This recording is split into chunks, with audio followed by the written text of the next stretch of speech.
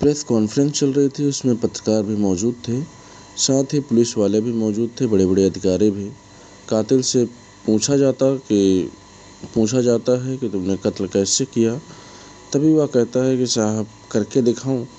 जब बात करके दिखाने की आती है, रिहर्सल की आती है, तब एक पुतले को सूट सलवार पहनाए जाते हैं और सूट सलवार पहनाने के बाद उस कातिल को उस पुतले के पास छोड़ दिया जाता है। पुतले को बहुत ही बुरी तरह से पकड़ता है। पकड़ने के बाद उसको ज़मीन पर गिराता है और ज़मीन पर गिराने के बाद उस पुतले ने जो कपड़े पहने हुए थे उसी में उसका दुपट्टा होता है, उसी दुपट्टे से उसका गला घोंटता है और गला घोंटने के बाद उसके लेफ्ट साइड में वो गांठ मार देता है और गांठ मारने के बाद वहाँ से खड़ा होता है और एसएसपी के कंधे पर हाथ रखने के बाद कहता है, ऐसा करता था मैं। जैसे एसएसपी यह बात सुनी, बाकी जो पत्रकार मौजूद थे उन्होंने अपनी आँखों से देखा, सबके सब देखकर उससे हैरान थे। लेकिन कातिल मुस्कुराने लगता है, हंसने लगता है, ऐसा जैसा एक उसने बहुत बड़ा काम कर दिया हो। दरअसल गांव में उस कातिल की दहशत फैली हुई थी, हर कोई डरने लगा था। पुलिस वाले यह कहने लगे थे कि घर से कोई भी महिला अकेले ना निकले, अगर वह अकेले निकलती है तो उसके साथ कोई अप्रिय घटना हो सकती है। लगभग 13 महीने तक वह ऐसे ही कत्ल कर रहा था और जब पकड़ा जाता है तो फिर सुकून की चैन सांसें लेता है। और यही घटना सुनने के बाद शायद आप लोग भी हैरान रह जाएंगे, परेशान हो जाएंगे कि एक कातिल बूढ़ी बुजुर्ग महिलाओं के पास जाता है, उनसे कहता है कि मैं तुम्हारे साथ संबंध बनाना चाहता हूँ। महिलाएं गाली देती हैं, छूने की कोशिश करता था, वह धक्का दे दिया करती थी और यहीं से कत्ल की कहानी की शुरुआत होती है। नमस्कार, मैं हिमांशु। आज के जो हम आपको सच्ची घटना सुनाने जा रहा हूँ, यह सच्ची घटना उत्तर प्रदेश के बरेली की है। दरअसल शाही थाना क्षेत्र और शेरगढ़ जो मार्ग है उसके पास में एक भुजिया माइनर लगता है। इस मेन रोड से लगभग 200 मीटर अंदर की तरफ एक व्यक्ति गांव का है, अपने खेत में किसी काम के लिए गया हुआ था और जैसे ही एक के खेत में वह कुछ काम कर रहा था तो वहाँ पर एक महिला पड़ी हुई थी, यानी उसकी लाश पड़ी हुई थी। जैसे ही उस महिला को देखा, बेहोश होकर उल्टे कदम यानी कि उल्टे जैसे उसने अपनी आंखों से ये देखा, पागलों की भांति वो परेशान हो जाता है, पीछे हटता चला जाता है। यह बात है 2 जुलाई 2024 की सुबह के आसपास का वक्त रहा होगा। वो परेशान हो जाता है, दौड़ता हुआ गांव जाता है और गांव जाने के बाद सीधा प्रधान पति के यानी राजकुमार के पास जाता है। कहता है कि मैंने ईंट के खेत में एक लाश देखी है। जैसे प्रधान को यह बात पता चलती है, प्रधान नज़दीकी पुलिस स्टेशन को यह सूचना देता है कि साहब हमारे गांव में जो जंगल है, शेरगढ़ मार्ग जो लगता है, वहाँ पर बजिया माइनर है, उसके पास में एक ही ईंट का खेत है, वहाँ पर एक लाश पड़ी हुई है। पुलिस के लिए एक नॉर्मल सी सूचना थी। पुलिस जैसे ही सूचना पाकर मौके पर पहुँचती है, वहाँ पहले से ही बहुत सारे लोग जमघट लगा रहता है। पुलिस ने जो इस लाश को देखा, पुलिस के होश उड़ जाते हैं, पुलिस परेशान हो जाती है। दरअसल जो महिला थी, इस महिला का नाम होता है अनीता देवी, जिसकी उम्र लगभग 46 साल होती है। मरी हुई पड़ी हुई है, उसकी लाश पड़ी है और उसी के साड़ी के पल्लू से उसका गला घोंट कर हत्या कर दी जाती है। और जब हत्या के बाद उसके गले में एक गांठ बांधी जाती है साड़ी के उस पल्लू से। यह जो गांठ थी, इस गांठ को देखने के बाद जितने लोग तक ये बात पहुंचती है, उतने ही लोगों में दहशत फैल जाती है, बहुत बुरी तरह से डरने लगते हैं।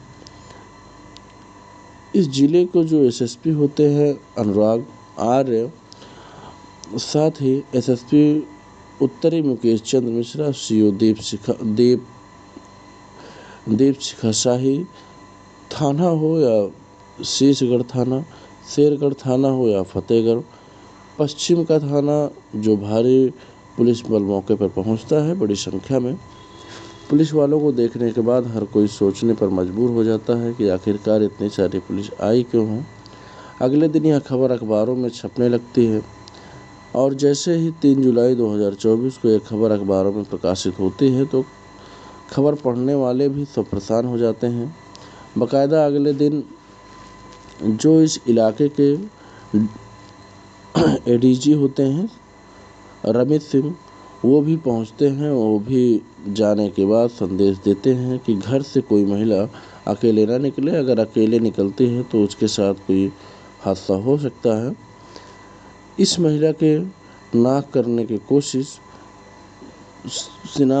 कोशिश की जा रही थी। आखिरकार यह महिला कौन है? दरअसल नाम तो इसका मैंने पहले ही बता दिया था। महिला का नाम अनीता देवी, जिसका उम्र 46 साल के आसपास होती है। थाना शेरगढ़ का एक गांव लगता है, होशपुरा वाली होती है। इसके पति का नाम सोमपाल होता है। सोमपाल ने से पूछा जाता है कि यह यहाँ कैसे पहुँची। दरअसल गांव को तो काफ़ी दूर था। तब उसने बताया कि 1 जुलाई 2024 की लगभग सुबह 7 बजे के आसपास घर से निकलती है। बैंक वगैरह में कुछ काम था, उससे जाना था। अपने मायके लगता है। उसका थाना फतेहगंज पश्चिम के एक गांव लगता है खिरका। वहां पर पहुंचता था, लेकिन रात के 8 बज जाते हैं। जुलाई 2024 को यह अपने घर नहीं पहुंचती है। अब जैसे सूचना मिलती है कि क्या यह अनीता घर पहुंच गई। अनीता के 3 बच्चे भी होते हैं और तीनों बच्चे पे ही वो अकेली गई थी। तीनों बच्चे यहीं पर थे। जब यह मायके नहीं पहुंचती, मायके वालों से संपर्क किया जाता है तो सोमपाल को पता चलता है कि वो घर नहीं पहुंची। अब सोमपाल परेशान हो जाता है, इतना परेशान हो जाता है कि वह अब अपनी पत्नी को रात भर तलाश करता है। पुलिस के पास जाता है। पुलिस भी अज्ञात में मुकदमा दर्ज कर लेती है, लेकिन मिलती ही नहीं है। 1 जुलाई को यह गायब हुई थी। 2 जुलाई को आखिरकार ये मिल जाती है। जब 2 जुलाई को मिल जाती है, जिस रूप में मिलती है, तो लोगों के होश वक्ता होने इसलिए भी लाजमी थे क्योंकि पिछले 13 महीने में लगभग 11 कत्ल हो चुके थे। यह 11वीं हत्या थी और सबका सेम पैटर्न, एक जैसी हत्याएं होना। क्योंकि अगर हत्याओं की बात करें तो मई 2023 में कलावती, जो प्रतापपुर गांव की रहने वाली महिला होती है, उस महिला की हत्या होती है इसी तरह से, इसी पैटर्न पर। लेकिन घर वालों ने कोई एफआईआर दर्ज नहीं कराई थी। इसलिए महिला की जो बात थी वो दब जाती है। लेकिन यह बात बाद में खुल कर आती है जब घटनाक्रम के आगे चर्चा होनी शुरू होती है। दरअसल फिर 5 जून 2023 को शाही थाना क्षेत्र के गांव प्रतापपुर के कलावती के बारे में बताया था। इसके 19 जून 2023 को शाही फतेहपुर पश्चिम रोड पर एक कुचला की धनौती का शव जुगाड़ने के खेत में मिलता है। 30 जून 2023 को शाही गांव के आनंदपुरा में चारा लेने गई प्रेमवती, उसकी भी हत्या कर दी जाती है। 22 जुलाई 2023 को खजुरिया के कुसुमा देवी की उसका शव भी गन्ने के खेत में मिलता है। 23 जुलाई 2023 को ज्वालापुर की बीरावती का शव भी खेत में मिलता है। 19 अगस्त 2023 को खेरू की गोटिया निवासी भीमबत्ती का शव मिलता है।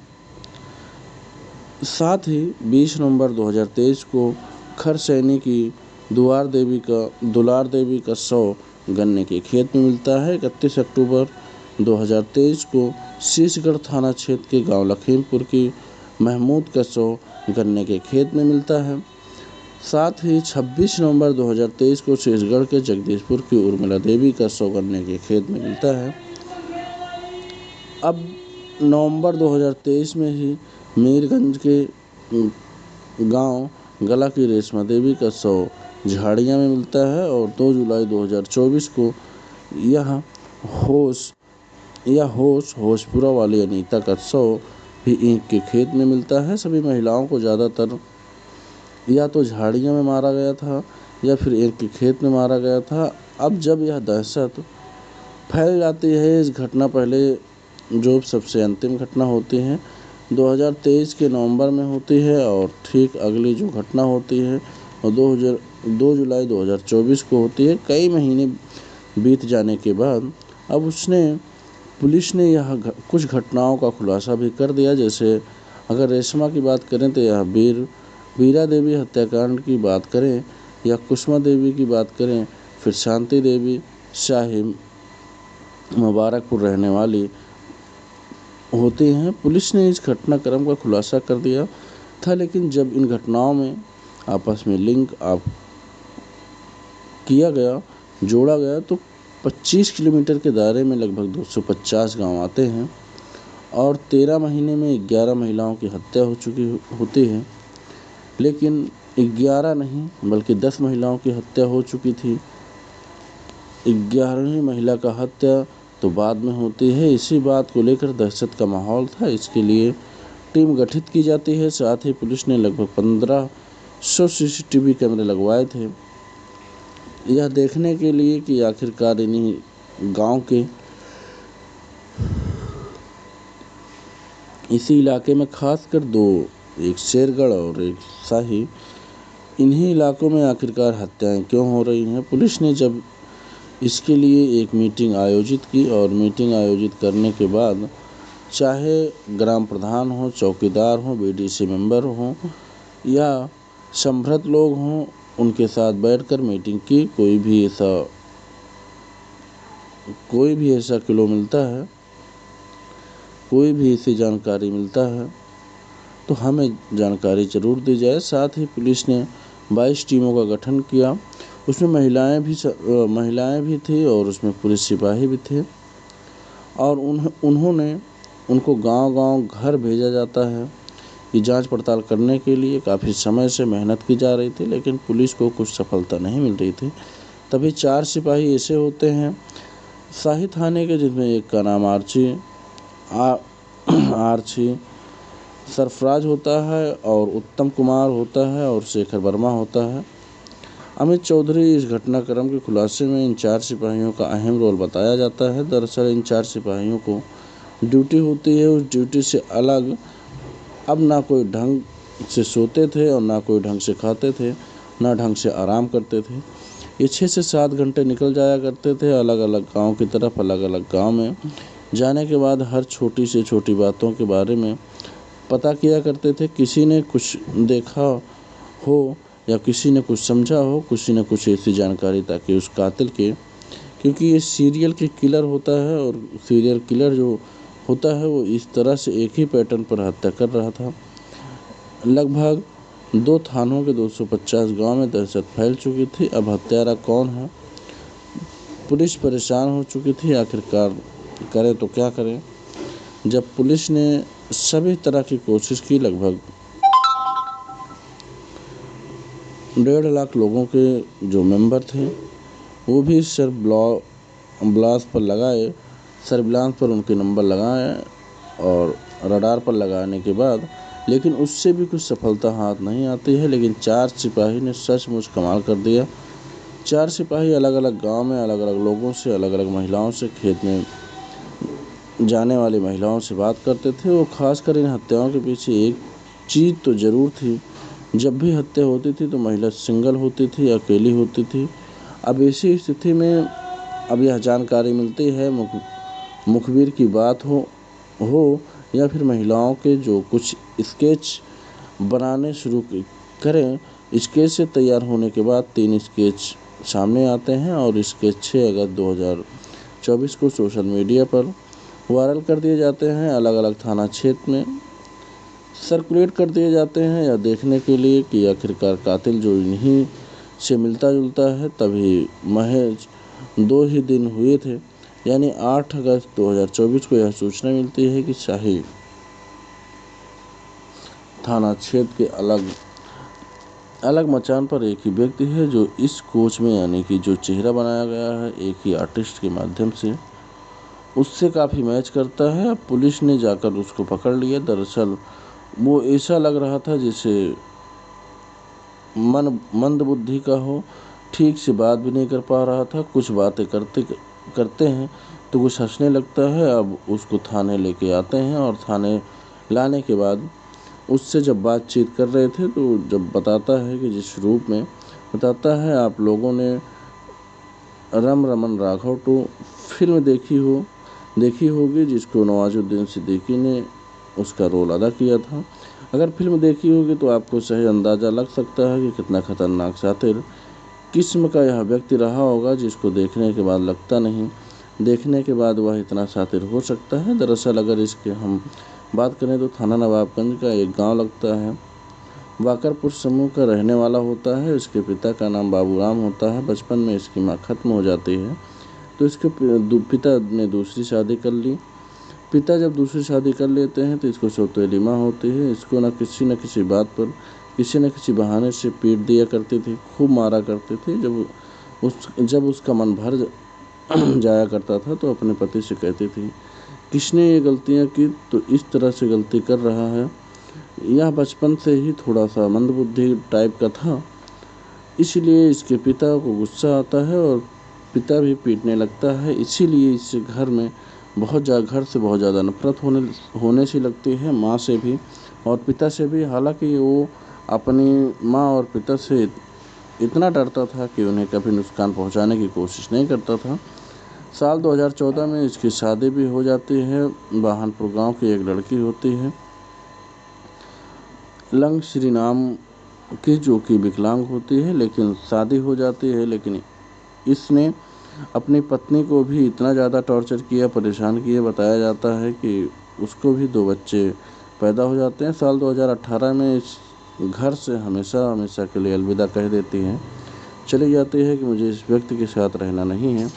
व्यक्ति का नाम है कुलदीप गंगवार, जिसकी उम्र लगभग 35 साल के आसपास होती है। अभी कुलदीप गंगवार ने अपनी इसी पत्नी को छोड़कर चली जाती है। घर तो रहता है, लेकिन घर में जब मार पिटाई होती है तो इसे कुछ वक्त काट लेता है। लेकिन 2023 में आखिरकार यह अपने इस घर को छोड़ देता है, जो बाबूराम का घर होता है, और यह अपने बहनों के पास चला जाता है। उसकी बहन 2 अलग बहनें हैं, 2 अलग शादी हो चुकी है। एक सब्जी आबू फाता गांव की रहने वाली होती है और दूसरी आनंदपुर गांव में रहती है। तो यहीं कभी अपनी बड़ी बहन के पास, कभी छोटी बहन के पास, कभी रिश्तेदारों के पास जाकर वहां रुक जाता है और सुबह ही अपने घर से खाना खाकर निकल गया। या कभी अपने पास मोबाइल नहीं रखता था, मोबाइल था ही नहीं इसके पास। और सबसे बड़ी हैरान करने वाली बात ये थी कि यह कभी सीधे रास्ते नहीं चलता था, जैसे आप देखते होंगे चौड़े रास्ते जिन पे गाड़ी चलती है, बाइक चलती है और या फिर बड़े वाहन चलते हैं, उन पर कभी नहीं चलता। लेकिन गांव के जो छोटे रास्ते हैं, जिनको गांव में कई बार बटिया बोल देते हैं, या ऐसे छोटे रास्तों को लोगों द्वारा खुद पैदल चलने व बन जाते हैं, ऐसे रास्ते पर चलता। हालांकि पुलिस ने उस कातिल को ढूंढने के लिए 1500 CCTV कैमरे लगाए थे और हर जगह लगाए थे, लेकिन ऐसी जगह पर कैमरे नहीं लगाए थे जो बटिया टाइप की लोग होते हैं, जहाँ पर लोग पैदल निकल जाते हैं। इसी तरह से इसका आना जाना लगा रहता था। और इसने मई में जो पहला कत्ल किया था, जिस महिला का नाम होता है कलावती, इसका जो पहला कत्ल था यह महिला अकेली मिल जाती है और इस महिला को देखने के बाद इसकी नीयत ख़राब हो जाती है। हालांकि इस महिला की उम्र 50 साल से ज़्यादा होती है। इस महिला के पास जाता है और जाने के लिए उससे बातचीत करने लगता है। महिला भी इसको रिस्पॉन्स दे रही थी, लेकिन इसने महिला से छूटते हुए कहा मैं तुम्हारे साथ संबंध बनाना चाहता हूँ। जैसे कि संबंध बनाने की बात आती है, तुरंत ही महिला को गुस्सा आ जाता है और महिला इसको गालियाँ देने लगती है। और जब इसने उस महिला को छूने की कोशिश की तो धक्का दिया। ठीक से इसे अपनी माँ की याद आ जाती है, जिस तरह से माँ ने इसे बचपन से ही पीटना शुरू कर दिया था। सौतेली माँ ने इसे बहुत बुरी तरह से पीटती थी। आखिरकार ये महिला इसके साथ ऐसा कैसे कर सकती है। इसने इधर उधर चारों तरफ देखा, क्योंकि वहाँ पे दूर दूर तक आदमी नहीं था। तभी इसने उस महिला को पकड़ा और उसकी हत्या कर देता है। इसी तरह से लगातार यह हत्या सिलसिला चलता रहता। और चाहे धनवती मौर्य हो या उर्मिला हो या दुलारो या शेरगढ़ की से रहने वाली अनीता देवी हो, महमूद हो या फिर रेशमा देवी, बीरा देवी, कुसुमा देवी और शांति देवी, इसी तरह से बारी बारी से लगातार हत्याएं कर रहा था। हत्याएं का पैटर्न एक ही होता है। उसके साथ संबंध बनाने की कोशिश करता, विरोध करती तो उनका गला घोट देता। जब उन्होंने महिला से साड़ी पहनी हुई थी तो साड़ी के पल्लू से उसका इस्तेमाल किया। फिर महिला ने अगर सूट पहना तो उसका दुपट्टा का इस्तेमाल किया। दुपट्टे से गला घोंट देता और जिस तरह से यह हत्या करता, पकड़ा जाता और पुलिस वाले से पूछते हैं कि इस तरह हत्या करते थे। पत्रकार सवाल कर रहे थे। तब ये रिहर्सल करके पुतले को गिराकर जिस तरह से उसकी हत्या करता, इसने गांठ लगाई और उसके पुतले पर दुपट्टा से उस गांठ को लेफ्ट साइड में, जो इधर साइड होता है, इधर साइड में गांठ लगाई। सब के सब बच रह जाते हैं और वक्त पर ऐसा लग रहा था जैसे ही ये झूठ बोल रहा हो सकता है पुलिस की कहानी में कुछ झोल हो। लेकिन पुलिस इस कातिल को ढूंढने के लिए 13 महीने से लगातार मेहनत कर रही थी और पिछले 6 महीने से तो बहुत ज़्यादा। खासकर 2 जुलाई को अनीता देवी की हत्या के बाद 250 गांव में दहशत फैल जाती है। लोग सड़कों पर उतर आते हैं। बात लखनऊ तक पहुंचती है। लखनऊ में लगातार प्रेशर बढ़ रहा था कि हालांकि इस बीच में 2 एसएसपी बदल दिए जाते हैं, लेकिन अनुराग आर्य ने इस मामले को बहुत ज़्यादा गंभीरता से लिया। टीम गठित किया और 4 सिपाहियों ने, जिनका नाम पहले भी ले चुका हूँ, सरफराज, उत्तम कुमार शेखर और बर्मामित चौधरी की मेहनत से कातिल पकड़ा जाता है। और जब कातिल पकड़ा जाता है तो एसएसपी के कंधे पर हाथ रख कर बताता है कि मैं ऐसे मारता था, और वह हंसने लगता था। तो वाकई बहुत ही डरावना सीन था। देखकर शायद भविष्य में हो सकता है कि आपको इस विषय पर कोई फिल्म भी देखने को मिल जाए। दोस्तों, इस पूरा घटनाक्रम को सुनाने का उद्देश्य है किसी को परेशान करना नहीं है, न ही किसी को दिल दुखाना है, बल्कि आपको जागरूक करना है और सचेत करना है। और आपको यह भी बताना जाता है कि जिस तरह से पुलिस ने इस घटनाक्रम का खुलासा किया, इससे बताया जा रहा है कि जितनी भी हत्याएं की, 11 की 11 हत्याएं इसी व्यक्ति ने की हैं और हत्याओं को इसने स्वीकार भी किया है और पुलिस की 4 घटनाओं को खुलासा भी कर चुकी है। धन्यवाद।